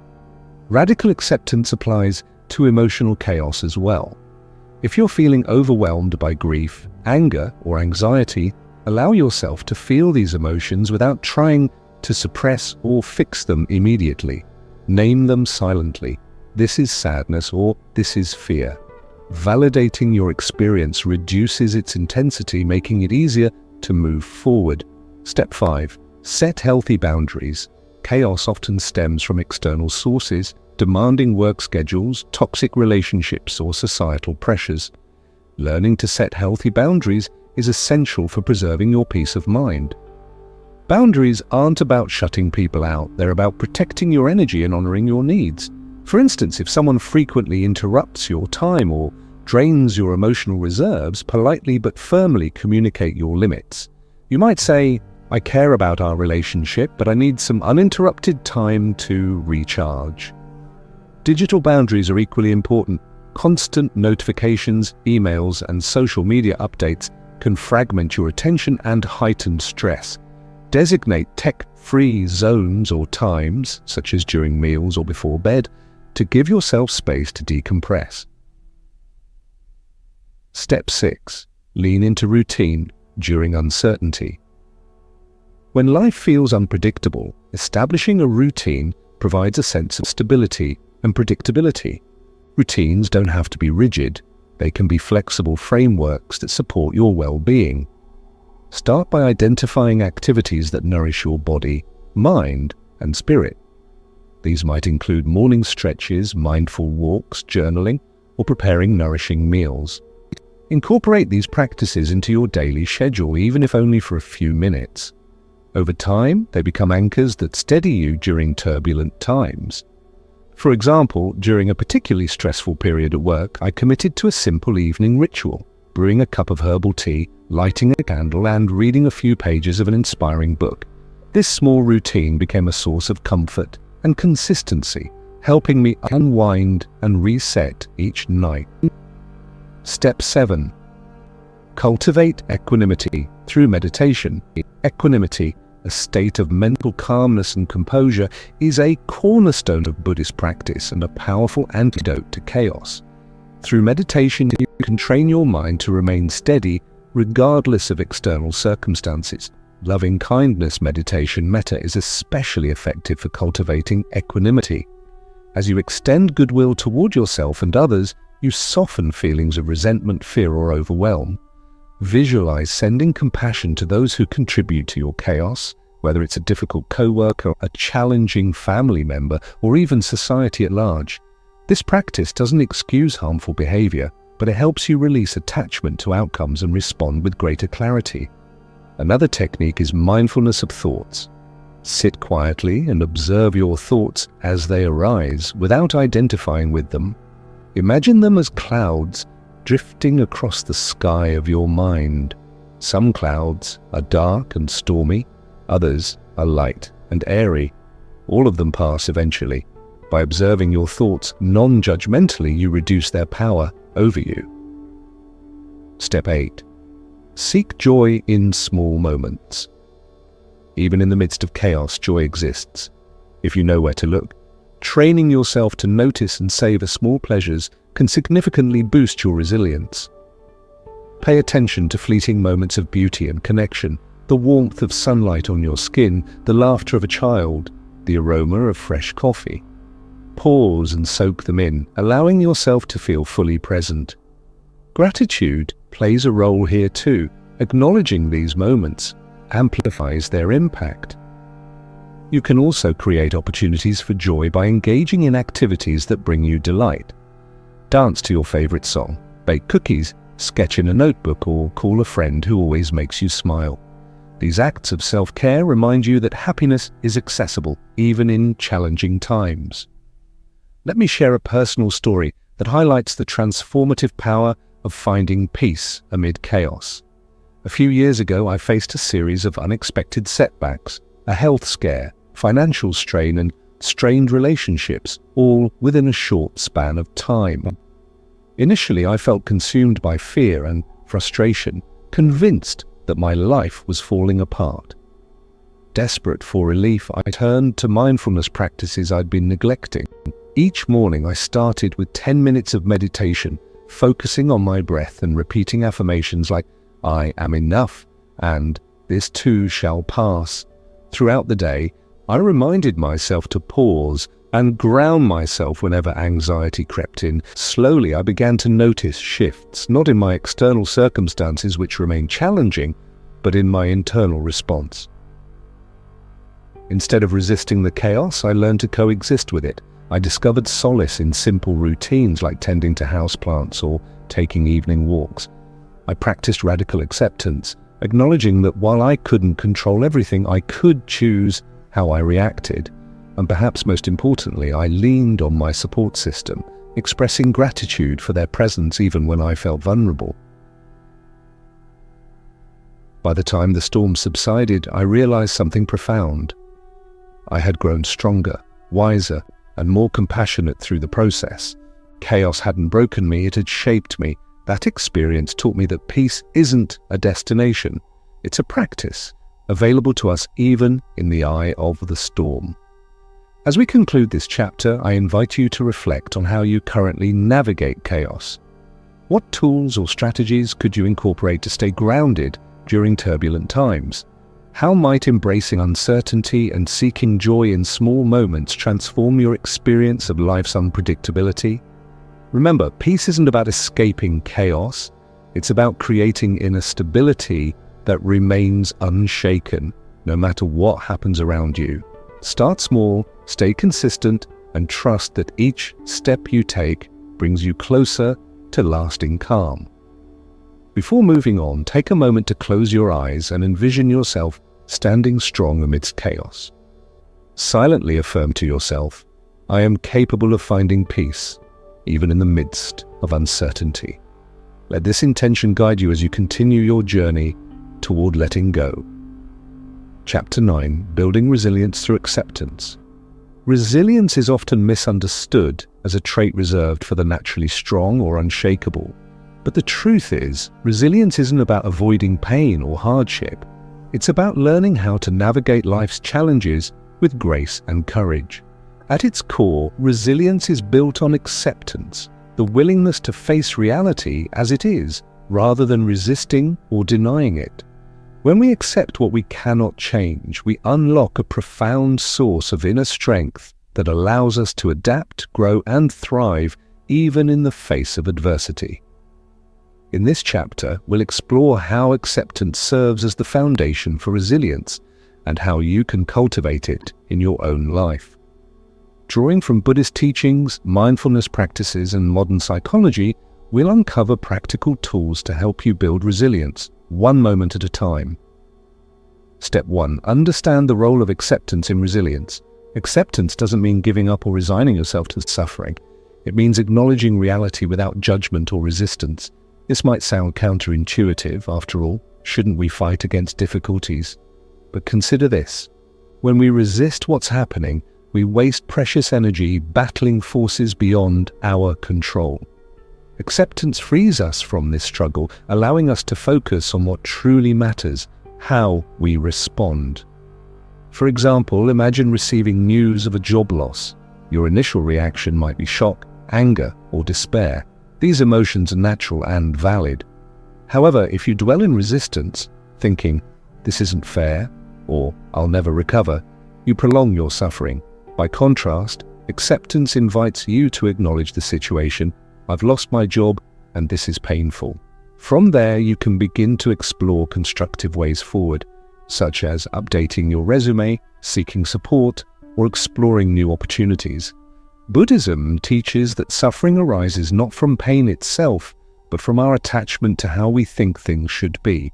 When we let go of these rigid expectations, we open ourselves to possibilities we may not have considered before. Acceptance becomes a doorway to resilience, enabling us to meet life's challenges with flexibility and wisdom. Step 2. Practice non-judgmental awareness. A key component of acceptance is non-judgmental awareness, the ability to observe your thoughts, emotions, and circumstances without labeling them as good or bad. Judgment creates additional layers of suffering, amplifying feelings of shame, guilt, or inadequacy. Non-judgmental awareness, on the other hand, fosters clarity and compassion. To practice this, try tuning into your internal dialogue during difficult moments. What stories are you telling yourself? Are you catastrophizing? This is the worst thing that could happen. Or personalizing? It's all my fault? Notice these narratives without believing them. Instead, gently remind yourself, this is just a thought. It doesn't define me or my situation. Mindfulness meditation is a powerful tool for cultivating non-judgmental awareness. As you sit quietly, observe your breath and any sensations, thoughts, or emotions that arise. If judgment creeps in, I'm doing this wrong, or why can't I calm down? Acknowledge it without criticism. Simply return your focus to your breath, reinforcing the habit of observing without clinging. Over time, this practice strengthens your ability to approach challenges with equanimity. Step 3. Reframe challenges as opportunities. One of the most empowering aspects of acceptance is its potential to reframe challenges as opportunities for growth. While no one seeks out hardship, every difficulty carries hidden lessons if we're willing to look for them. Think back to past struggles you've overcome. What did they teach you? Perhaps a failed relationship helped you understand your boundaries better. A missed opportunity pushed you to pursue a different path that ultimately brought fulfillment.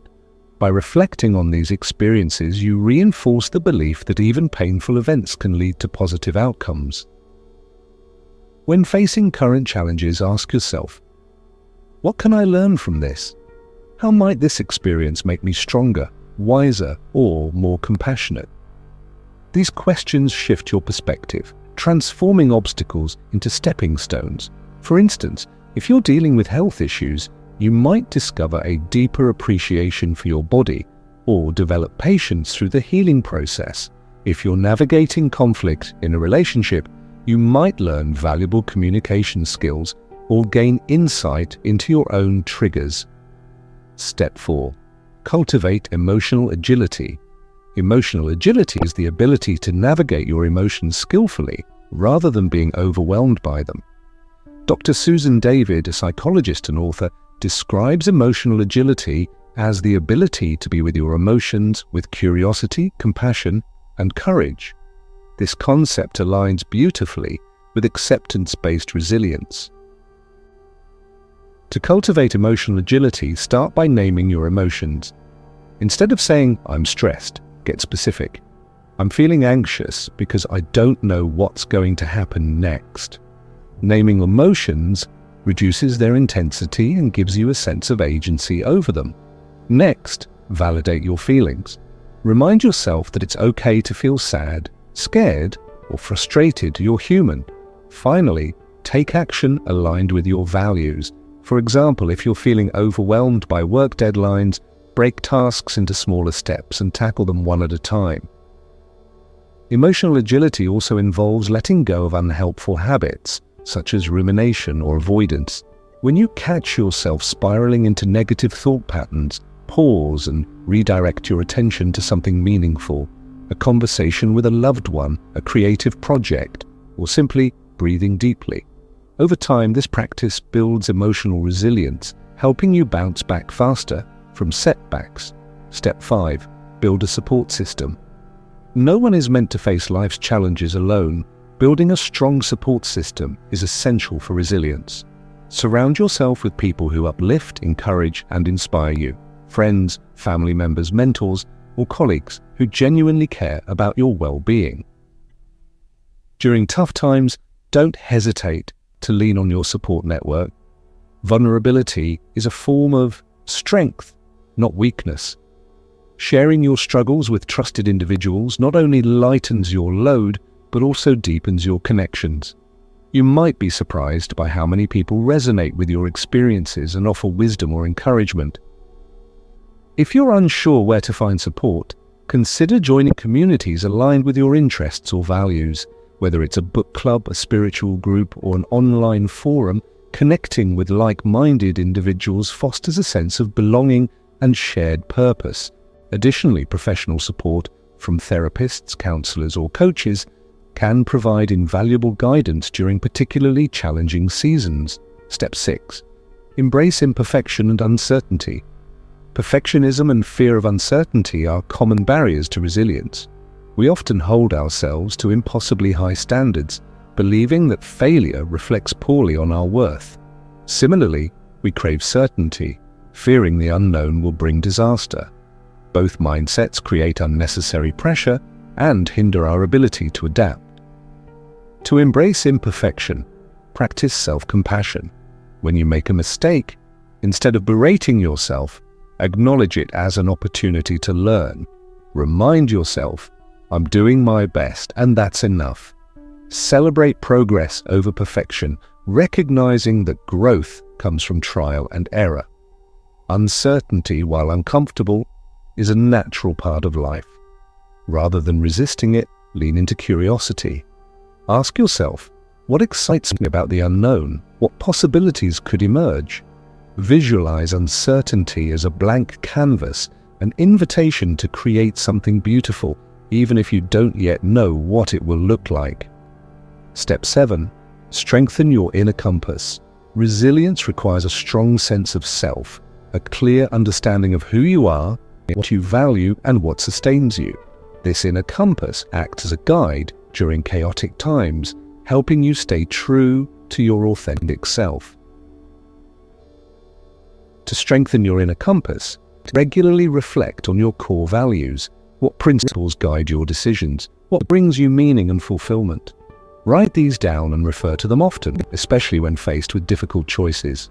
For example, if kindness is one of your values, you might choose to respond to conflict with empathy rather than defensiveness. Additionally, nurture activities that replenish your spirit, whether it's spending time in nature, engaging in creative pursuits, or practicing gratitude. Prioritize moments that remind you of your inherent worth. These practices fortify your resilience, ensuring you have the resources to weather life's storms. Let me share a story that illustrates the power of building resilience through acceptance. A few years ago, I found myself in a situation that tested my limits. I had taken on a major project at work, pouring countless hours into making it successful. Despite my efforts, the outcome fell short of expectations. Initially, I felt devastated, questioning my abilities and fearing judgment from others. Instead of wallowing in self-doubt, I decided to apply the principles of acceptance and resilience. First, I acknowledged my disappointment without judgment, reminding myself that failure is part of growth. Then I reframed the experience, asking, what can I learn from this? I realized that the project had taught me valuable skills in leadership, problem-solving, and adaptability, qualities I wouldn't have developed otherwise. Next, I leaned on my support system, sharing my frustrations with close friends who offered perspective and encouragement. Their reassurance reminded me that setbacks don't define us, our responses do. Finally, I revisited my core values, focusing on qualities like perseverance and integrity. These reflections gave me the confidence to move forward, knowing I'd handled the situation with authenticity and grace. By embracing acceptance and resilience, I transformed what could have been a demoralizing experience into a catalyst for growth. That journey taught me that resilience isn't about avoiding failure. It's about rising stronger after falling. As we conclude this chapter, I invite you to reflect on how acceptance and resilience show up in your life. What challenges are you currently facing, and how might embracing acceptance help you navigate them?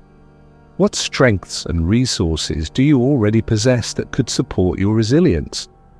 Remember, resilience isn't built overnight, it's cultivated through small, consistent actions. Each time you choose acceptance over resistance, curiosity over fear, or connection over isolation, you strengthen your capacity to thrive. Before moving on, take a moment to close your eyes and envision yourself standing resilient amid life's uncertainties. Silently affirm to yourself, I am capable of meeting challenges with courage and grace. Let this intention guide you as you continue your journey toward letting go. Chapter 10: Creating a daily practice of letting go. Letting go is not a one-time event. It's an ongoing process, a daily commitment to releasing what no longer serves you and making space for peace, joy, and growth.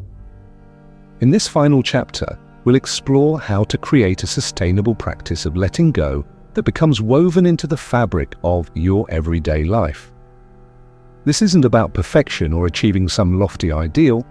It's about cultivating habits, rituals, and mindsets that support your journey toward freedom and lightness.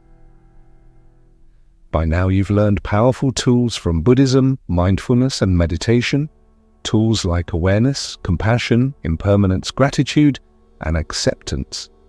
The key to integrating these teachings lies in consistency.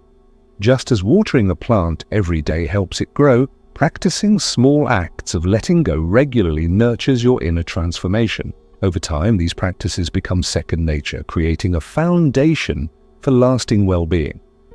Step 1. Start with morning rituals. The way you begin your day sets the tone for everything that follows. A morning ritual rooted in mindfulness and intention can help you approach each day with clarity and calm. Consider starting your mornings with a few moments of stillness. Before reaching for your phone or diving into tasks, sit quietly for 5 to 10 minutes. Focus on your breath, feeling its rhythm anchor you in the present moment. If thoughts arise, acknowledge them without judgment and let them drift away.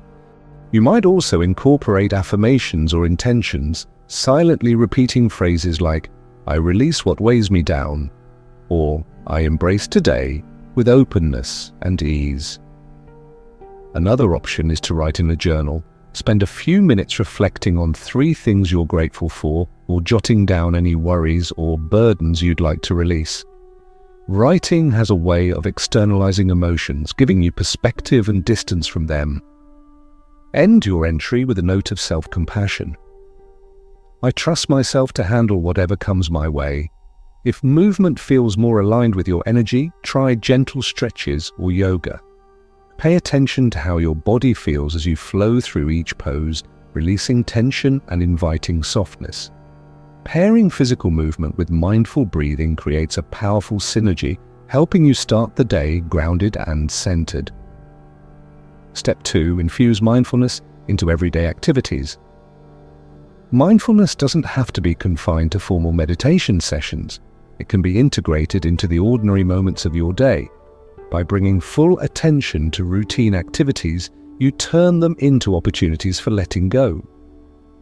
For example, when brushing your teeth, notice the sensation of the bristles against your gums, the taste of the toothpaste, the sound of water running. When washing dishes, feel the warmth of the water, the texture of the sponge, the satisfaction of cleaning. These seemingly mundane tasks offer rich sensory experiences that ground you in the present moment, reducing mental clutter. You can also use transitions throughout your day as reminders to pause and breathe. Before entering a meeting, stepping into your car, or picking up your phone, take 3 deep breaths. Use these pauses to check in with yourself. How am I feeling right now? What do I need to let go of to show up fully? Walking is another excellent opportunity for mindfulness. Whether you're commuting, taking a break at work, or strolling through a park, pay attention to the sensation of your feet touching the ground, the rhythm of your steps, and the sights and sounds around you. Walking meditations are particularly effective for letting go because they combine movement with awareness, creating a sense of flow and release. Step 3. Create space for reflection. Reflection is a vital component of letting go, as it allows you to process emotions, celebrate progress, and identify areas for growth. Set aside time each evening, or whenever works best for you, to reflect on your day. One simple practice is to ask yourself 3 questions. What went well today? What challenges did I face and how did I respond? What can I release before tomorrow? Answering these prompts fosters gratitude, resilience, and intentionality. For instance, acknowledging what went well shifts your focus to abundance, while examining challenges provides insight into patterns or behaviors you may want to adjust. The third question invites you to consciously release anything weighing you down, whether it's a lingering frustration, a regret, or a worry about the future. Journaling is a great way to deepen this reflection. Write freely, allowing your thoughts and feelings to flow onto the page without censorship. Sometimes, simply articulating what's on your mind is enough to lighten its hold. Alternatively, you could use prompts like, "Today I let go of," or "Tomorrow I choose to embrace," to guide your writing. If journaling doesn't resonate with you, consider other forms of reflection, such as speaking with a trusted friend, meditating on your day, or visualizing yourself placing burdens into a metaphorical box and closing the lid. Find what feels authentic and meaningful to you. Step 4. Establish evening wind-down practices. Just as morning rituals set the tone for your day, evening wind-down practices prepare you for restful sleep and renewal. Letting go of the day's stress and busyness is essential for recharging your mind and body. Begin by disconnecting from screens at least 30 minutes before bed. Instead, engage in calming activities like reading, listening to soothing music, or practicing gentle stretches. Dim the lights and light a candle to signal the transition from activity to stillness. Gratitude can play a significant role in your evening routine. Before drifting off to sleep, mentally review your day and name 3 things you're thankful for. This practice not only cultivates positivity but also trains your brain to seek out blessings even during tough times. Loving-kindness meditation is another beautiful way to end your day. As you lie in bed, silently send wishes of peace and happiness to yourself, loved ones, acquaintances, and even those who challenge you. Repeat phrases like, "May I be at peace," "May you be safe," and "May all beings be free from suffering." This practice softens your heart, fostering connection and compassion as you drift into slumber. Step 5. Embrace imperfection in your practice. As you commit to a daily practice of letting go, it's important to embrace imperfection. There will be days when you forget to meditate, skip your journaling, or feel too overwhelmed to pause and breathe. That's okay. Letting go isn't about adhering rigidly to rules, it's about showing up with kindness and curiosity, even when it's hard. When you miss a practice, resist the urge to criticize yourself. Instead, gently remind yourself, "I'm human and I'm doing my best." Then, return to your routine the next day. Each small act of consistency compounds over time, creating lasting change. Remember, the goal isn't to eliminate discomfort or achieve a permanent state of bliss. Life will always include challenges, uncertainties, and moments of difficulty. But by committing to a daily practice of letting go, you equip yourself with tools to navigate these ups and downs with greater ease and grace. Step 6. Celebrate small wins along the way. Progress often happens incrementally, and it's easy to overlook the small victories along the way. However, celebrating these wins reinforces positive habits and keeps you motivated. Take a moment each week or even each day to acknowledge what you've accomplished. Did you pause and breathe during a stressful moment? That's a win. Did you notice a negative thought and choose not to dwell on it? Another win. Did you express gratitude or compassion to someone? Keep going. You're building momentum. Celebration doesn't have to be elaborate. It could be as simple as smiling at yourself in the mirror, saying, "Good job," or treating yourself to something you enjoy. The act of recognizing your efforts reminds you of your power to create change, one step at a time. Let me share a story that highlights the importance of consistent practice. A few years ago, I decided to commit to a daily gratitude journal. At first, it felt forced. I struggled to find things to write about, and some entries were barely a sentence long, but I kept showing up even on days when inspiration was scarce. Over time, something remarkable happened. Noticing and appreciating the small joys in life became easier. I started to see beauty in unexpected places, a stranger's smile, a cool breeze on a hot day, or the quiet hum of my morning coffee maker. What began as a chore transformed into a cherished ritual, one that shifted my perspective and deepened my sense of contentment. This experience taught me that consistency matters more than intensity. It's not about having perfect practices or profound insights every single day. It's about showing up again and again, even when the results aren't immediately visible. Each entry, no matter how brief, was a tiny act of letting go, releasing negativity, embracing abundance, and training my mind to focus on what truly mattered. As we conclude this chapter and our journey together, I invite you to reflect on the practices we've explored throughout this video. Which ones resonate most deeply with you? How might you weave them into your daily life in ways that feel authentic and sustainable? Remember, there's no right way to let go. What works for one person may look different for another. Trust yourself to find the rhythm that suits your unique needs and circumstances. Creating a daily practice of letting go is like tending to a garden. Some days you'll plant seeds, other days you'll water, weed, or simply sit and admire the blooms. The key is patience and persistence. Over time, the fruits of your efforts will reveal themselves, not always in dramatic ways, but in subtle shifts that add up to profound transformation. Before moving forward, take a moment to close your eyes and envision your daily practice. Picture yourself engaging in these rituals with intention and care. Silently affirm to yourself, I am committed to letting go and creating space for peace, joy, and growth. Let this vision guide you as you step into the next chapter of your journey. Thank you for joining me in exploring the art of letting go. May your path be filled with lightness, clarity, and grace. And so, we arrive at the end of our journey together, a journey toward letting go, embracing peace, and creating space for what truly matters.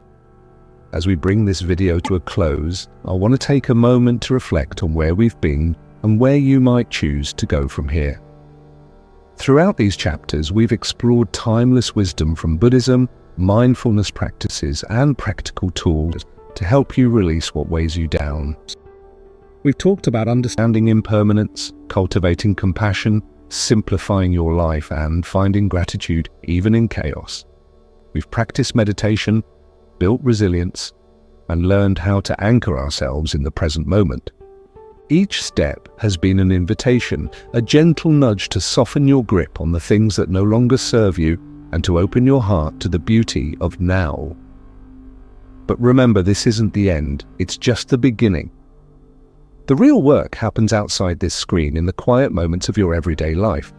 It's in the breath you take when you feel overwhelmed, the pause you give yourself before reacting, the kindness you extend to both others and yourself. Letting go isn't a destination, it's a practice, a way of being that unfolds over time. As you move forward, I encourage you to approach this practice with patience and self-compassion. There will be days when letting go feels effortless, and there will be days when it feels impossible. That's okay. Growth rarely follows a straight line. What matters is your willingness to keep showing up even when the path feels uncertain.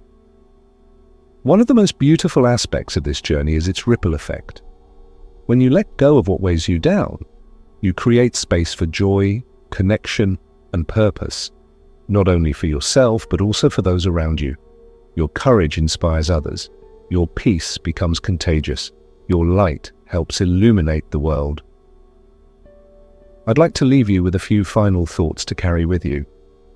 You are enough exactly as you are. You don't need to achieve perfection or prove your worth. Simply by existing, you contribute something unique and irreplaceable to this world. Trust in your inherent value. Change is possible. No matter where you are right now, whether you're feeling stuck, burdened, or lost, know that transformation is always within reach. Every small act of awareness, acceptance, and love moves you closer to the life you desire. 3. Practice gratitude for the journey itself. Life is messy, unpredictable, and imperfect, and that's what makes it so rich. Celebrate the highs, learn from the lows, and cherish the moments in between. Before you leave, I invite you to take one last deep breath with me. Inhale slowly through your nose, filling your lungs completely. Hold it for a moment. And then exhale fully through your mouth, imagining all tension, fear, and resistance leaving your body. Feel the stillness within you, the calm beneath the waves. Know that you are never alone on this journey. Countless others are walking similar paths, seeking peace and meaning in their own lives. And if you ever need support or guidance, resources abound, from books and podcasts to teachers and communities ready to walk alongside you. Thank you for spending this time with me and for opening your heart to the possibility of letting go. My hope is that this video has planted seeds of awareness, compassion, and freedom in your mind and spirit. May they grow and flourish in ways that bring you lasting peace and fulfillment. If this message resonates with you, consider sharing it with someone who might benefit from it. Together we can create a ripple effect of healing and transformation. And if you haven't already, subscribe to the Mindful Zone for more insights and practices designed to nurture your well-being. Until next time, may you meet each moment with presence, kindness, and grace. Remember, you have the strength to let go, the wisdom to embrace change, and the capacity to live fully in the richness of the present. Namaste.